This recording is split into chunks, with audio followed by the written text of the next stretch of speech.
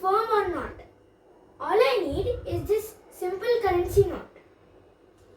So, I am opening this refrigerator door and placing this note inside.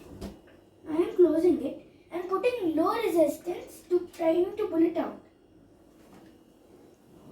Okay, it's not coming out with low resistance, which means the refrigerator seal is perfect and firm.